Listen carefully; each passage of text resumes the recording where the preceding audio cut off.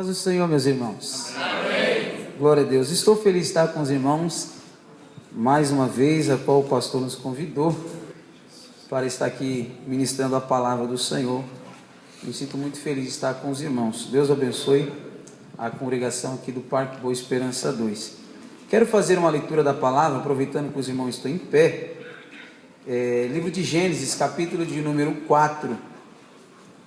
Livro de Gênesis, capítulo 4. Glória a Deus.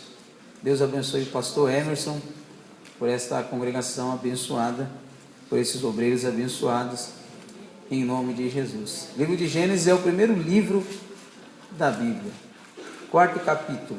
Quem achou, diga: eu já achei, pastor. Já achei, pastor. O versículo de número 1 diz assim: conheceu Adão a Eva, sua mulher, e ela concebeu e teve a Caim, e disse: alcancei do Senhor um homem. Tornou a dar à luz, e teve Abel, seu irmão. Abel foi pastor de ovelhas, e Caim foi lavrador da terra. Ao cabo de dias trouxe Caim do fruto da terra uma oferta ao Senhor. Abel também trouxe dos primogênitos das suas ovelhas, e da sua gordura atentou o Senhor para Abel e para a sua oferta. Mas para Caim e para a sua oferta não atentou. Eirou-se Caim fortemente, e descaiu-lhe o semblante. Então lhe disse o Senhor: por que te iraste? E por que descaiu o teu semblante? Se procederes bem, não serás aceito, e se não procederes bem, o pecado jaz à porta, e sobre ti será o teu desejo, mas sobre ele deves dominar. Disse Caim ao seu irmão Abel: vamos ao campo. Estando eles no campo, Caim se levantou contra o seu irmão Abel e o matou. E disse o Senhor a Caim: onde está Abel, teu irmão? E ele respondeu: não sei. Acaso sou eu guardador do meu irmão? Disse Deus: que fizeste? A voz do sangue do teu irmão clama a mim desde a terra. Os irmãos podem dizer amém? Amém. Podem tomar assento nessa noite. Glória a Deus. Louvado, engrandecido. Glória a Deus. Aqui nós temos uma passagem bíblica, aonde a Bíblia nos ensina, no início da criação de Deus, dois irmãos que cada um tinha um ofício. A Bíblia diz que um era lavrador da terra e o outro era pastor de ovelha.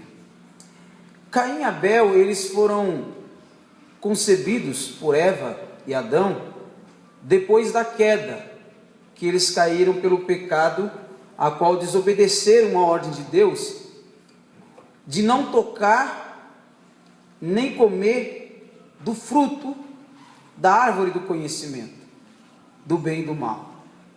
Esta árvore, conhecida por nós, foi aquela que Deus colocou no meio do jardim, a qual de todos os frutos que estavam sobre o jardim, eles poderiam comer. Somente da árvore do conhecimento do bem e do mal foi dito a eles que não poderia tocar nem comer do fruto, porque os dias que eles fizessem isso, eles estavam condenados à morte. A Bíblia diz que na viração sempre do dia, Deus passava a falar com Adão. A Bíblia diz que, passando-se tempo, não sabemos quanto tempo isso se deu. O tempo de Deus não é o nosso tempo. O tempo de Deus, diz a Bíblia, que um dia para Deus pode se tornar como 1000 anos, e 1000 anos para Deus pode se tornar um dia. Então Deus deu uma ordem para Adão e Eva, quando os fez, para que eles crescessem e multiplicassem sobre a terra. Só que depois que eles comeram do fruto a qual Deus ordenou para que não comesse, embora a Bíblia diz que Eva, sendo levada à tentação pela serpente, que Satanás estava encarnado nela, ela cedeu à tentação e ela comeu do fruto. Junto com o seu marido, ela comeu e deu ao seu marido, e ele passou também a comer do fruto. E depois de ter comido este fruto, diz a Bíblia que na viração do dia Deus foi falar com Adão. Isso aqui é conhecido por todos nós. E Deus falou: Adão, aonde você está? Eu quero falar com você. Adão, depois de ter comido o fruto do conhecimento, a Bíblia diz que ele e a sua mulher observou que eles estavam nus, porque os olhos deles foram abertos.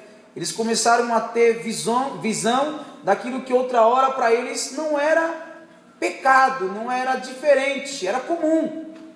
Mas eles, diz a Bíblia, que pegaram do fruto da terra, das folhas, e se cobriram as suas partes íntimas. Então eles se sentiram envergonhados diante de Deus. Será que tem gente assim no nosso meio que se sente envergonhado quando apresenta na presença de Deus? Eu conheci uma moça que todas as vezes quando as pessoas a convidavam para ir à igreja, ela perguntava assim: lá tem revelação? Lá tem visão? Por que ela perguntava isso? E quando se dizia para ela: tem, quando Deus quer manifestar os seus dons, Ele manifesta. Ah, então eu não vou. Porque a Bíblia diz que quando nós estamos diante da presença de Deus, os segredos do nosso coração, eles ficam prontos a serem revelados.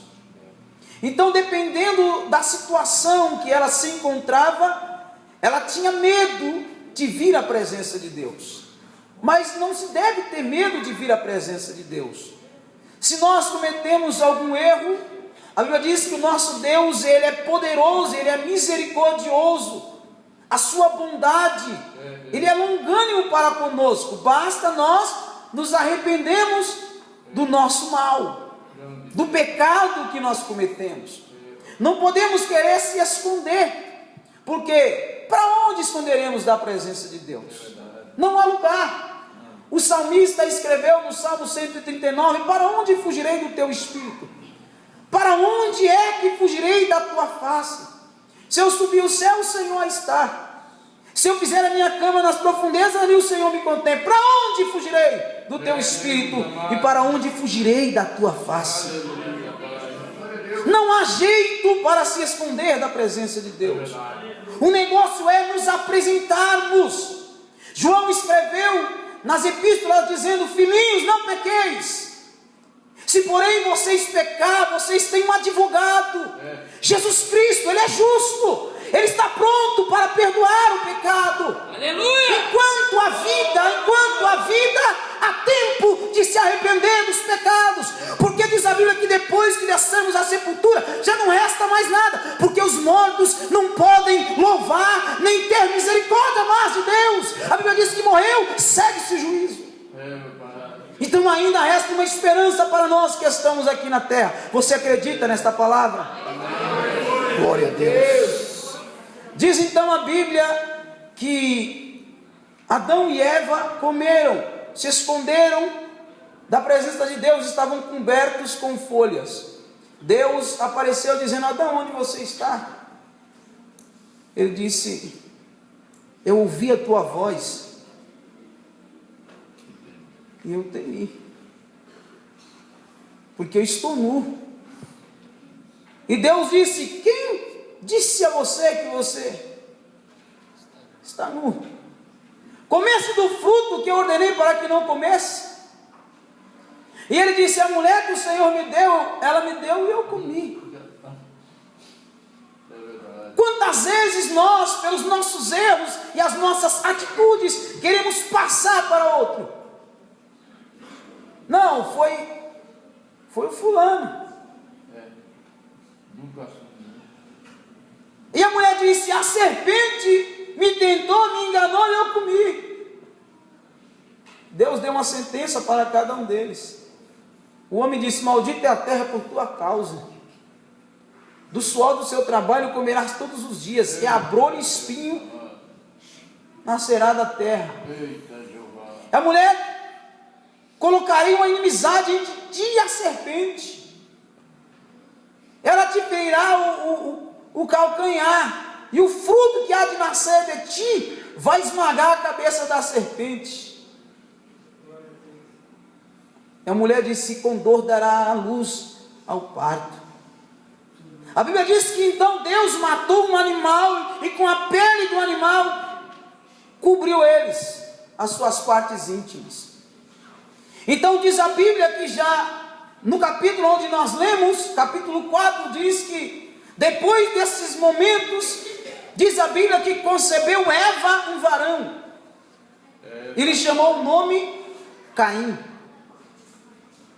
Diz a Bíblia que Caim, ele foi lavrador da terra. Ele gostava da agricultura.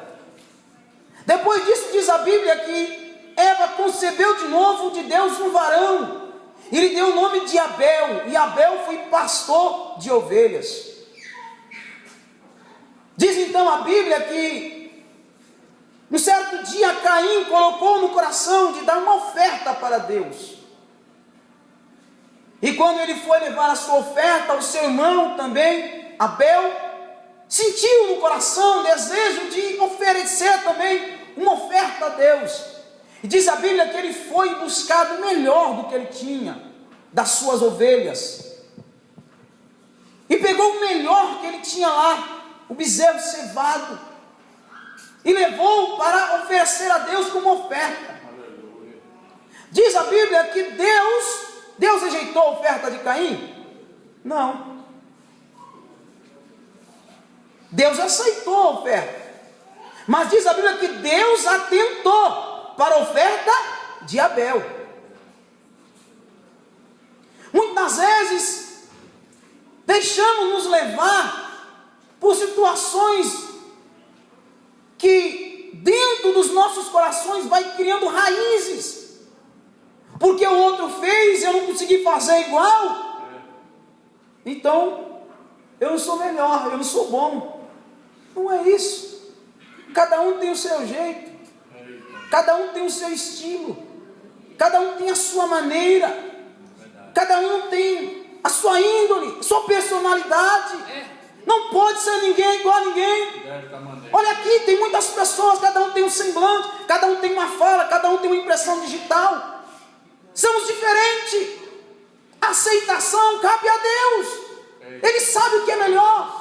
Olhando aqui a aparência de cada um, todo mundo aqui é igual. Mas o coração, quem conhece é Deus. Aleluia. É Deus que conhece o coração quando viemos à casa dele para prestar culto a ele. É Deus que sabe quando você entra com o coração quebrantado, triste, cabisbaixo, sem direção nenhuma, pensando no dia de amanhã, mas vem a igreja dizendo: Deus vai falar comigo, eu acredito na palavra, Deus vai me dar uma resposta, eu vou lá, eu vou ouvir a palavra de Deus e Deus vai falar comigo.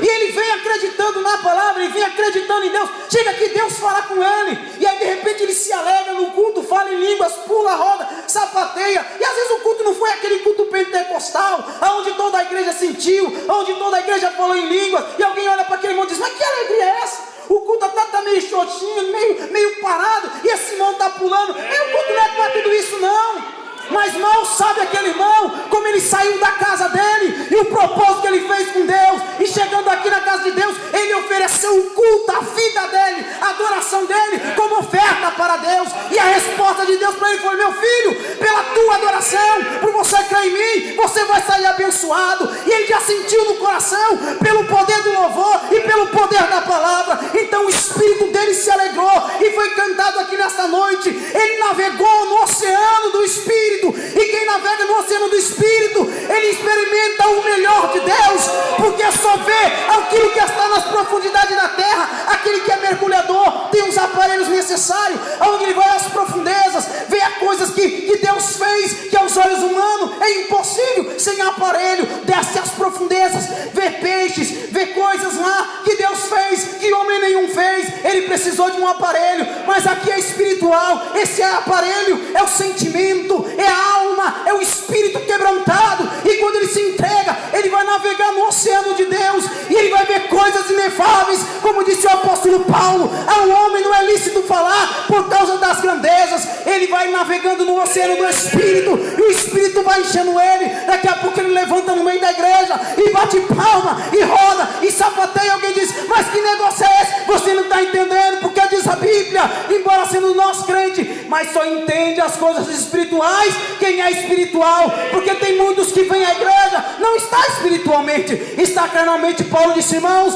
por essas coisas quando vocês reunirem, eu não vos louvo, porque quando reunir na igreja, não é para melhor, senão para pior. Ei, irmão, navega no oceano do Espírito, entrega o seu culto a Deus, e Deus vai falar contigo, e você vai sentir a presença dele, e você vai ter motivo para ele receber a tua oferta. Eu sinto a presença dele aqui nessa noite.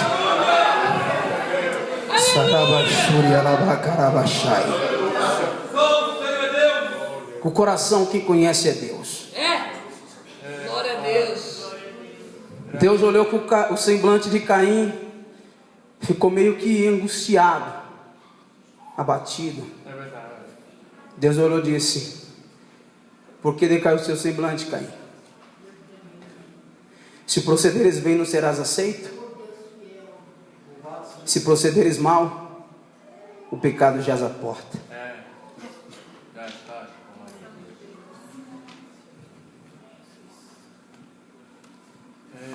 Passado um certo momento, ele convida o irmão para ir ao campo. Glória a Deus. Porque a raiz cresceu no coração dele. Deus é fiel. A raiz da inveja. Vamos ao campo, meu irmão, vamos. Chegou no meio do campo, ele ataca o irmão dele, mata o irmão, esconde o corpo do irmão, e vai apresentar-se como se nada aconteceu. Será que acontece isso nos nossos dias? Vamos nos apresentar como se nada aconteceu. Vamos lá. Nada aconteceu. Levante a mão.